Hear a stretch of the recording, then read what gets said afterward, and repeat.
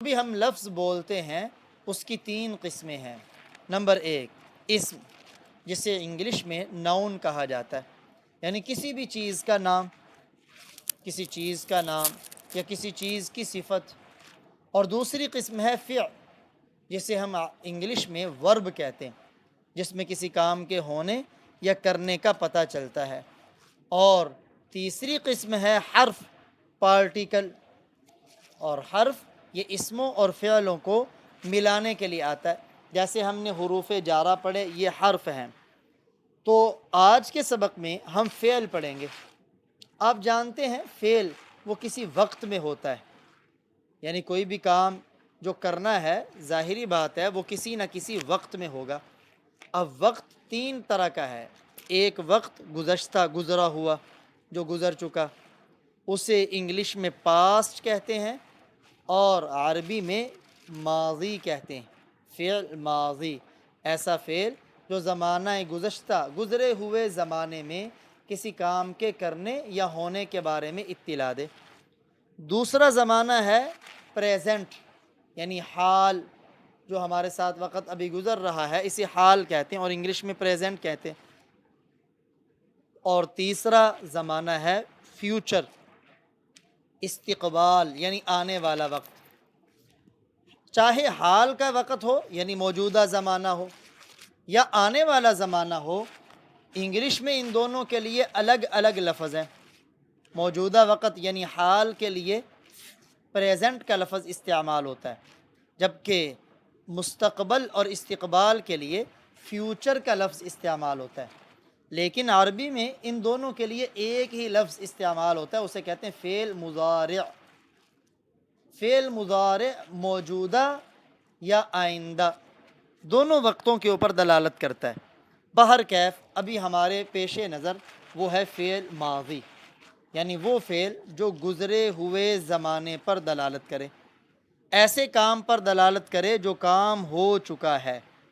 سب سے پہلے یہ سمجھیں کہ فعل ماضی کا اشارہ وہ بھی بعینی ہی ایسے ہی کریں گے جیسے ہم نے ہوا کا اشارہ کیا۔ دیکھیں آپ کے سامنے تصویر میں اس کی شکل موجود ہے۔ مذکر کے لیے دایاں ہاتھ اور مؤنث کے لیے بایاں ہاتھ۔ پھر اگر وہ کرنے والا ایک ہے تو 1 انگلی، 2 ہیں تو 2 انگلیوں کے ساتھ اشارہ، اور 2 سے زائد ہیں تو 4 انگلیوں کے ساتھ اشارہ۔ اور کرنے والا غائب ہے تو غائب کی طرف، مخاطب ہے تو سامنے کی طرف، اور متکلم کی طرف کرنا ہے تو اپنی ذات کی طرف اشارہ کریں گے۔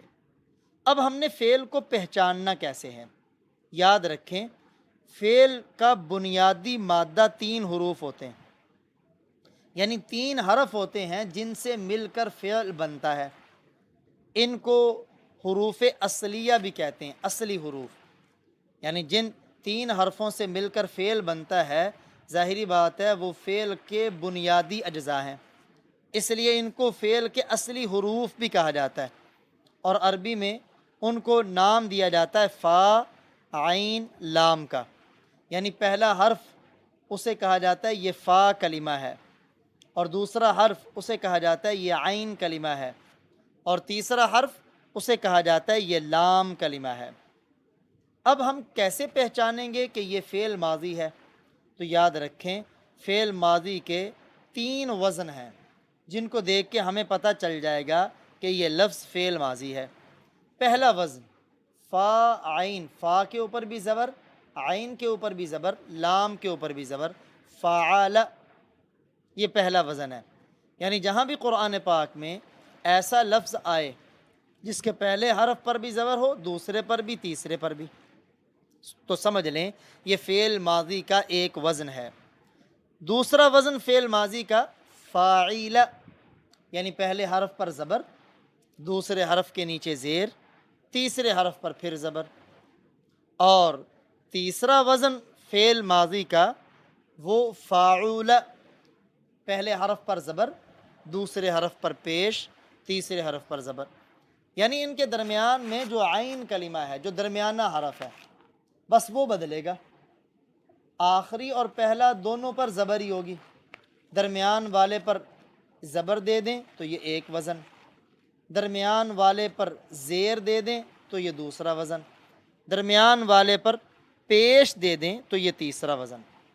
اب یہ 3 وزن فعل ماضی کے ہیں، اور سب سے زیادہ قرآن پاک میں جو وزن فعل ماضی کا استعمال ہوا ہے وہ ہے فعال، یعنی فا کے اوپر زبر، عین کے اوپر زبر اور لام کے اوپر زبر، اور اس سے کم جو استعمال ہوا ہے وہ ہے فاعل، درمیان والے حرف پر کسرہ دے دیں، زیر دے دیں، اور سب سے زیادہ کم جو قرآن میں استعمال ہوا ہے وہ ہے فاعول، عین کے اوپر پیش۔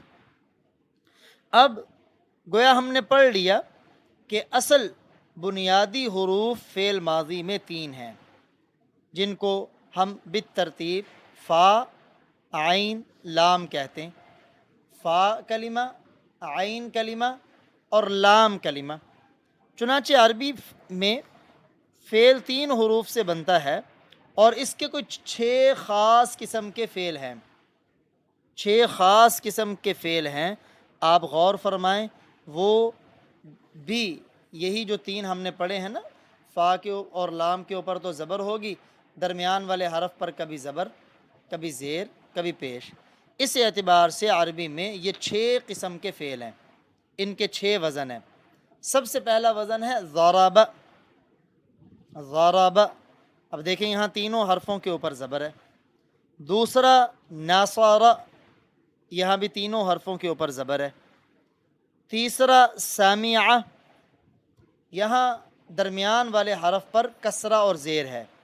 چوتھا فتح، یہاں بھی تینوں حرفوں پر زبر ہے۔ اور پانچواں حاسیبہ، درمیان والے حرف پر زیر ہے۔ اور چھٹا کرومہ، درمیان والے حرف پر پیش ہے۔ اب غور کریں کہ یہ جو عربی میں فعل ماضی کے 6 مشہور انہیں کہتے ہیں باب، انہیں باب کہا جاتا ہے۔ آگے اصل میں نا فعل مضارع میں جا کے چینجنگ آتی ہے، یعنی فعل ماضی میں تو 3 ہی ہیں کہ تینوں حرفوں پر زبر ہو، درمیان والے حرف پر زیر ہو، درمیان والے حرف پر پیش ہو، یہ 3 ہی ہیں۔ لیکن آگے جب فعل مضارع ہوتا ہے تو اس کی وجہ سے یہ 6 بن جاتے ہیں، اور یہ 6 عربی کے اندر یہ والے وزن ہیں، ان کو جن کے تینوں حرفوں پر زبر ہو، ضرب۔ اب دیکھیں یہاں آپ کو تینوں حرفوں پر زبر والے 3 لفظ نظر آ رہے ہیں، ضرب، نصر، فتح۔ جیسے میں نے ابھی بتایا نا کہ فعال کا وزن کہ جب تینوں حرفوں پر زبر ہو تو یہ والا وزن قرآن پاک میں بہت زیادہ استعمال ہوا ہے۔ آپ نے بھی غور کیا کہ یہاں 3 وزن جو ہیں وہ فعال کے وزن پر ہے۔ اور پھر میں نے کہا کہ دوسرے نمبر پر وہ فعل زیادہ استعمال ہوا ہے جس کا درمیان والا حرف اس کے نیچے زیر ہے۔ اب دیکھیں وہ 2 قسم کے فعل ہیں، ایک سامعہ اور ایک حاسیبہ۔ ان کے مضارع میں جا کے ان دونوں میں فرق ہوگا۔ اور میں نے عرض کیا تھا کہ جس کے عین کلمہ پر یعنی درمیان والے حرف پر پیش ہے وہ کم استعمال ہوا ہے، تو یہاں بھی دیکھیں اس کی گردان ایک ہی ہے، کارومہ۔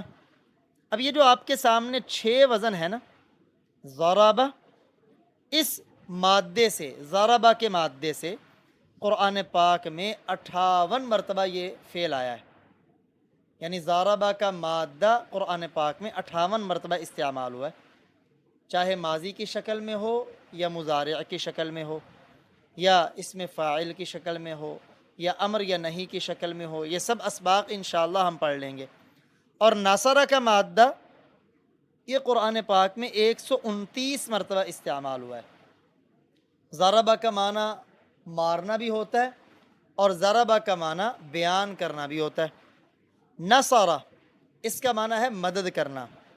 سمعہ یہ قرآن پاک میں 153 مرتبہ آیا، اس کا معنی ہے سننا۔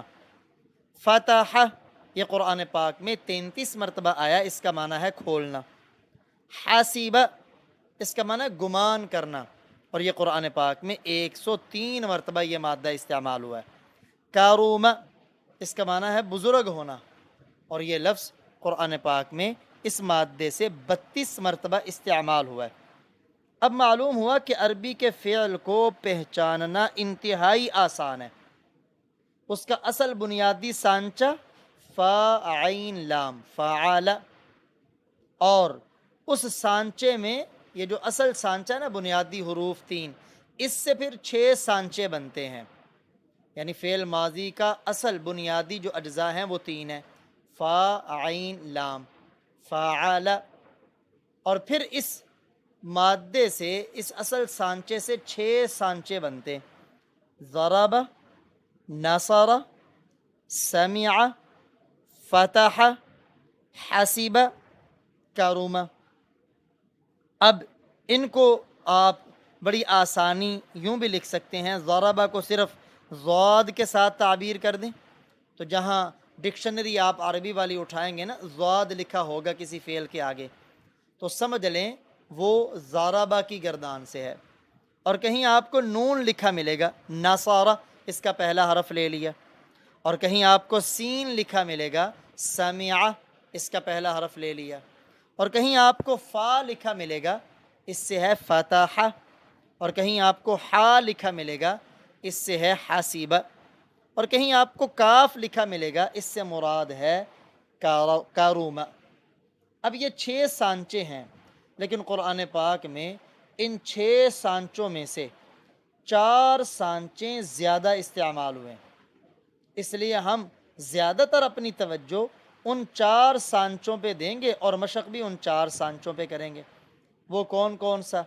ایک ضرب، ایک نصر، ایک سمع، اور ایک فتح۔ جبکہ حاسبہ جو ہے اس کے وزن پر، یعنی فا کے اوپر زبر ہو، عین کے نیچے زیر ہو، اور لام کے اوپر زبر ہو، کہ درمیان والے حرف کے نیچے زیر ہو، اس سانچے سے قرآن پاک میں صرف ایک باب استعمال ہوا ہے، وہ کیا ہے؟ واریثہ یاریثو، واریثہ یاریثو، اس کا معنی ہے وارث بننا۔ اب دیکھیں یہاں واو کے اوپر زبر ہے، را کے نیچے آپ کو زیر نظر آ رہی ہے، اور سا کے اوپر زبر ہے، تو یہ مادہ ہے حاسبہ، یہ صرف ایک باب استعمال ہوا ہے قرآن پاک میں، لہذا ہماری زیادہ تر ہمارا فوکس اس پر نہیں ہوگا۔ اور چھٹا جو ہے کاروم، اس وزن سے قرآن پاک میں صرف 5 ابواب آئے ہیں، بس۔ ابواب کا مطلب یعنی 5 وزن ایسے ہیں، 5 کلمات ایسے ہیں جو اس کے وزن پر ہیں کہ ان میں درمیان والے حرف کے اوپر پیش ہوگی، وہ معنی انشاءاللہ ان کا جب ہم ایکسرسائز کریں گے نا، مشق کریں گے، اس کے اندر ہم معانی ان کے دیکھ لیں گے۔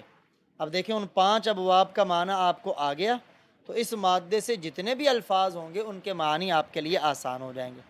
وہ 5 ابواب کون سے ہیں؟ باسورہ، اس کا معنی ہوتا ہے دیکھنا، باعودہ، اس کا معنی ہوتا ہے دور ہونا، حاسونہ، اس کا معنی ہوتا ہے خوبصورت ہونا، کابورہ، اس کا معنی ہوتا ہے بڑا ہونا، کاثورہ، اس کا معنی ہے زیادہ ہونا۔ تو گویا فعل ماضی میں اصلی حروف 3 ہیں، اصلی سانچہ ہے فعال، پھر اس سانچے سے 4 بڑے سانچے ہیں، ضرب، نصر، سمع، فتح، چونکہ یہ زیادہ مرتبہ قرآن پاک میں استعمال ہوئے ہیں۔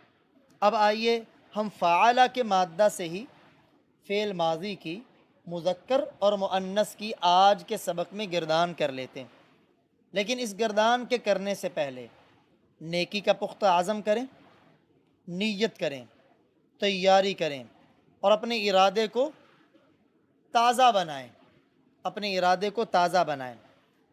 وہ کیسے؟ کیونکہ مسلمان جب بھی سوچتا ہے نا تو اس کی سوچ پازیٹیو ہوتی ہے، یہ سوچ کا پاکیزہ ہوتا ہے اور صاف ہوتا ہے، لہذا جب ہم اس کا ترجمہ کریں گے اپنی سوچ نیک اور پاکیزہ بنا کے ترجمہ کرنا ہے، اور یہ نیت کرنی ہے کہ میں نے جو اس کا ترجمہ کیا ہے نا، کیا اس کا مطلب ہے میں نے نیک عمل کیا۔ اللہ تعالی ہمارے نیک کاموں کو قبول فرمائے اور لغزشوں سے درگزر فرمائے۔ لہذا گردان کرتے ہوئے اس بات کو آپ نے مد نظر رکھنا کہ ہم نے نیک کام کیا۔ میں پڑھ رہا ہوں فعل ماضی سے مذکر، آپ بھی ہاتھ اٹھا کے میرے ساتھ پڑھیں، فعل، فعلا، فعلوا، فعلت، فعلتما، فعلتم، فعلت، فعلنا۔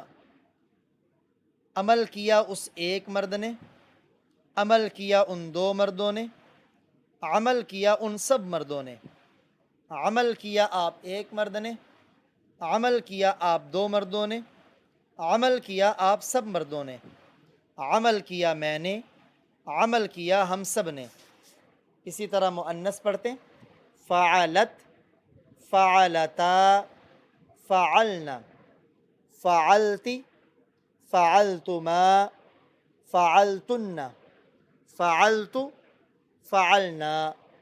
عمل کیا اس ایک عورت نے، عمل کیا ان دو عورتوں نے، عمل کیا ان سب عورتوں نے، عمل کیا آپ ایک عورت نے، عمل کیا آپ دو عورتوں نے، عمل کیا آپ سب عورتوں نے، عمل کیا میں نے، عمل کیا ہم سب نے۔ اب یہاں دیکھیں کہ یہ واحد تو فعالہ ہے، اس سے تثنیہ ہم کیسے بنائیں گے؟ آپ غور فرمائیں، فعالہ اس کا معنی ایک مرد نے عمل کیا، غائب ہے۔ اس لام کے بعد ہم الف جب لگا دیں گے نا تو یہ بن جائے گا تثنیہ، تو مطلب ہوگا ان دو مردوں نے عمل کیا۔ اسی لام کے بعد اگر الف لگائیں تو تثنیہ بنتا ہے، واو لگا دیں اور لام کے اوپر پیش دے دیں، کیونکہ واو اس سے پہلے پیش مناسب ہے اس کے، تو یہ بن جائے گا فعلو، یہ جمع ہے، جمع غائب، کیا عمل کیا ان سب مردوں نے۔ پھر آپ اس سے مخاطب کا صیغہ بنانا چاہتے ہیں تو یوں کریں کہ اس کے آخر میں لمبی تا، لمبی تا اور اس کے اوپر زبر وہ لگا دیں اور لام کے اوپر جزم ڈال دیں، فعلا سے فعلتا۔ اب دیکھیں لام کو میں مجزوم اور ساکن پڑھ رہا ہوں اور تا کے اوپر زبر پڑھ رہا ہوں، فعلتا۔ جہاں بھی قرآن پاک میں آپ کو یوں کوئی فعل ملے کہ اس کے بعد آخر میں لمبی تا ہے اور اس تا کے اوپر زبر ہے، تو آپ سمجھ لیں کہ تا کا معنی ہے آپ، اور یہ آپ مذکر ہے۔ لیکن اگر ایسی لمبی تا ملے اور اس کے نیچے زیر ہو تو آپ سمجھ لیں کہ اس کا معنی ہے آپ، لیکن اس سے مراد مؤنث ہے، یعنی زبر والی تا مراد مذکر مخاطب، زیر والی تا مراد مؤنث مخاطب۔ اب جب آپ نے لام کے بعد لمبی تا لگائی، تا کے اوپر زبر، تو یہ بن گیا واحد مذکر مخاطب، عمل کیا آپ ایک مرد نے۔ اب اس سے تثنیہ ہم نے بنانا ہے تو تا کے اوپر ڈال دیں زبر کی بجائے پیش، اور آخر میں میم الف ما لگا دیں، تو یہ بن جائے گا فعلتما، تثنیہ کے لیے عمل کیا آپ دو مردوں نے۔ اب جمع بنانی آسان ہے، بس یہ جو میم کے بعد الف لگایا نا، یہ الف تثنیہ کی نشانی ہوتی ہے، الف کو ہٹا دیں اور میم کے اوپر سکون کر دیں، یعنی جزم ڈال دیں، تو بن جائے گا فعلتم۔ تو تما قرآن پاک میں جہاں آئے آپ سمجھ لیں کہ یہ تما آپ دو مرد بھی ہو سکتے ہیں اور آپ دو عورتیں بھی ہو سکتی ہیں، جیسے پیچھے ہم پڑھ کے آئے نا، ہما، یہ مذکر تثنیہ کے لیے بھی ہے اور مؤنث تثنیہ کے لیے بھی، یعنی اس کا معنی وہ دو مرد بھی ہیں اور اس کا معنی وہ دو عورتیں بھی ہیں۔ جیسے ہم نے پیچھے پڑھا کما، یہ مذکر کے لیے بھی ہے، یہ مؤنث کے لیے بھی ہے، یعنی آپ دو مردوں کا یا آپ دو عورتوں کا۔ ایسے ہی تما جہاں آپ کو کسی ورب کے آخر میں ملے تو آپ سمجھ جائیں اس کا معنی ہے آپ دو نے عمل کیا ہے، وہ دو مذکر بھی ہو سکتے ہیں، مؤنث بھی ہو سکتے ہیں۔ اور جب آخر میں تم ملے تو سمجھ لیں تم کا معنی بھی تم ہے، لیکن یہ مذکر کے لیے، مؤنث کے لیے تم نہیں ہوتا، تن ہوتا ہے، یعنی میم کی جگہ پر نون مشدد، فعلتن، عمل کیا آپ سب عورتوں نے، اور فعلتم، عمل کیا آپ سب مردوں نے۔ باقی متکلم، تو متکلم میں مذکر مؤنث دونوں برابر ہیں، فعلتم، فعلتو، یعنی تا لمبی ہو اور اس کے اوپر پیش ہو، یہ تا بتلاتی ہے کہ یہ متکلم کا ورب ہے، یعنی اس کا معنی ہوگا میں نے کیا ہے، عمل میں نے کیا ہے۔ اور اگر فعل کے آخر میں نہ آ جائے، فعل ماضی کے آخر میں، تو یہ نہ، وہ تا پیش تو ایک کے لیے ہے کہ میں ایک نے عمل کیا، اگر نہ آ جائے تو یہ ایک سے زائد کے لیے ہے کہ ہم سب نے یہ عمل کیا۔ اب اسی طرح یہ جو فعلتو ہے اور فعلنا ہے، مذکر کے لیے بھی ایسے ہی آئے گا اور مؤنث کے لیے بھی ایسے ہی آئے گا۔ اگر مؤنث نے کیا ہے تو وہ بھی کہے گی فعلت، مؤنث زیادہ ہیں انہوں نے کیا ہے تو وہ بھی کہیں گی فعلنا۔ اسی طرح مؤنث میں آپ آئیں، مؤنث میں کیا کرنا ہے ہم نے، یہ جو فعلا کا لفظ ہے نا، اس کے آخر میں لمبی تا لگائیں گے، لیکن تا کے اوپر جزم ڈال دیں گے، سکون ڈال دیں گے۔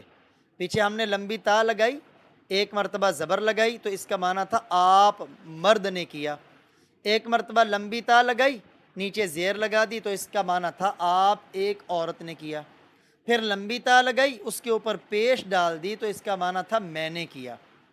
لیکن اب آپ اس تا پہ کوئی حرکت نہ ڈالیں، اس تا کو ساکن کر دیں تو اس کا معنی ہے اس ایک عورت نے کیا، یعنی وہ عورت غائب ہے اور وہ ہے بھی ایک۔ اور اگر آپ اس سے تثنیہ بنانا چاہیں مؤنث کا تو تا کے بعد الف لگا دیں، ظاہری بات ہے تا کے بعد الف لگائیں گے تو تا الف سے پہلے زبر آپ کو لگانی پڑے گی، تو فعلت اس سے بنے گا فعلتا، اس کا معنی ہے ان دو عورتوں نے کیا۔